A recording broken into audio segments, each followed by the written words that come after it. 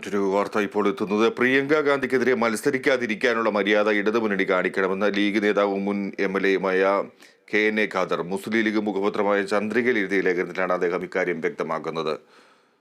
റിയാസ് വിവരങ്ങൾ നൽകും. റിയാസ്, എന്തൊക്കെ വസ്തുതകൾ ചൂണ്ടിക്കാട്ടിയാണ് ഇത്തരത്തിൽ പ്രിയങ്കയ്ക്കെതിരെ മത്സരിക്കാതിരിക്കാനുള്ള മര്യാദ ഇടതുമുന്നണി കാണിക്കണമെന്ന് ലീഗ് ആവശ്യപ്പെടുന്നത്?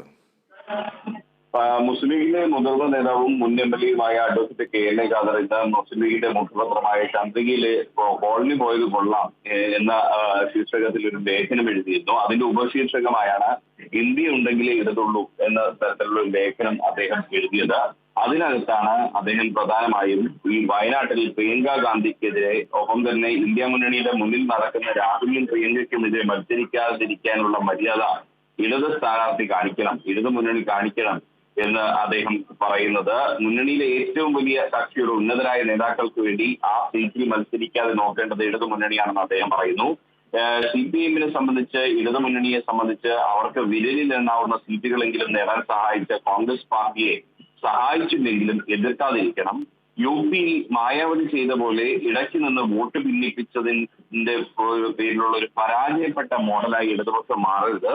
BJP-യും കോൺഗ്രസും തുല്യശക്തികളായിരുന്നെങ്കിൽ എന്താകുമായിരുന്നു ഫലം? തൽക്കാലം നമുക്ക് പ്രിയങ്കയെ വിജയിപ്പിക്കാം. ആനി രാജയും മറ്റ് ഇടതുപക്ഷക്കാരും ഒക്കെ ജയിച്ചു വരണം. അതിനൊക്കെ സഹായകരമായ ഒരു രാഷ്ട്രീയ അന്തരീക്ഷം ഇന്ത്യയിൽ സൃഷ്ടിക്കുവാൻ രാഹുൽ ഗാന്ധിക്ക് കഴിയും. അതിനെ കാത്തിരിക്കണം.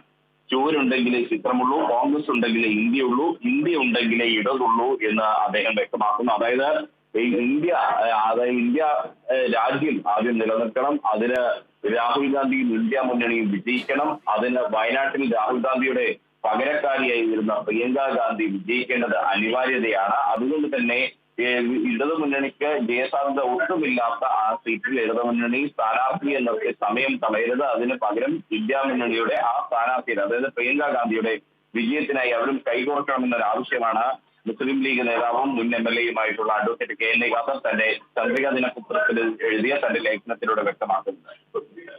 എന്തായാലും മറിച്ചൊരു സാഹചര്യം ഉള്ളത്, ഇതിന് അനുകൂലമായ ഒരു സാഹചര്യം ഉള്ളത്, റിയാസ്, ഇടതുമുന്നണിയെ സംബന്ധിച്ച് ഇത്തരത്തിൽ ഒരു പ്രിയങ്ക ഗാന്ധിക്കെതിരെ ഒരു സ്ഥാനാർത്ഥിയെ കണ്ടെത്തുക വളരെ ദുഷ്കരമായ ഒരു കാര്യമായിരിക്കുന്ന ഒരു സാഹചര്യമാണ് ഉള്ളത്. ലീഗിന്റെ ഭാഗത്തു നിന്നൊക്കെ ഇത്തരത്തിൽ സമ്മർദ്ദം ഉണ്ടായാൽ ഒരുപക്ഷെ ഇന്ത്യ മുന്നണിയുടെ ഐക്യവും കെട്ടുറപ്പും ഒക്കെ നോക്കി ഇത്തരത്തിലൊരു തീരുമാനമെടുക്കാനുള്ള ഒരു സാഹചര്യം CPM-നകത്തുണ്ടോ? അതോ അവർക്ക് അടുത്ത മത്സരം വേണമെന്നുള്ള നിലപാടിൽ CPM തുടരുകയാണോ?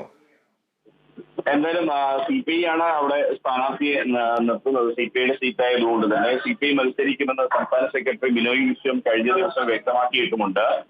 മറ്റൊരു കാര്യം, ഈ ഇന്ത്യ മുന്നണിയിലെ രണ്ട് പ്രബല കക്ഷികൾ, അതും പ്രിയങ്ക ഗാന്ധിയെ പോലെ ദേശീയ ശ്രദ്ധയുള്ള ദേശീയ തലത്തിലെ ഉന്നതയായ ഒരു നേതാവിനെതിരെ ഇടതു മുന്നണി സ്ഥാനാർത്ഥിയെ നിർത്തുമ്പോൾ തന്നെ അത് BJP എന്തായാലും ദേശീയ തലത്തിൽ പ്രചരണായുധമാക്കും എന്നുള്ള കാര്യം ഉറപ്പാണ്. നേരത്തെ രാഹുൽ ഗാന്ധി ആനി രാജ പോര് അത് ദേശീയ തലത്തിൽ BJP നന്നായി പ്രചരണം ആയുധമാക്കുകയും ചെയ്ത ഒരു കാര്യമാണ്. അതുകൊണ്ട് തന്നെ പ്രിയങ്ക ഗാന്ധിക്കെതിരെ ഒരു ഉപതെരഞ്ഞെടുപ്പിൽ വീണ്ടും ഇടതുമുന്നണി സ്ഥാനാർത്ഥി മത്സരിക്കുമ്പോൾ അത് ഒരു രാഷ്ട്രീയ ആയുധമായി BJP ഉപയോഗിക്കുമെന്നുള്ള കാര്യം ഉറപ്പാണ്. പക്ഷേ CPI-യെ സംബന്ധിച്ച്, ഇടതുമുന്നണിയെ സംബന്ധിച്ച് ഇത് ഒരു തെരഞ്ഞെടുപ്പാണ്. മാത്രമല്ല ഇന്ത്യ മുന്നണിയുടെ ഒരു പൊതുധാരണ സംബന്ധിച്ച് കേരളത്തിൽ ഇന്ത്യ മുന്നണിയായിട്ടല്ല മത്സരിക്കുന്നത്, LDF-ഉം UDF-ഉമായി തന്നെ വേറിട്ട രീതിയിലാണ് മത്സരം കാഴ്ചവെക്കുന്നത്.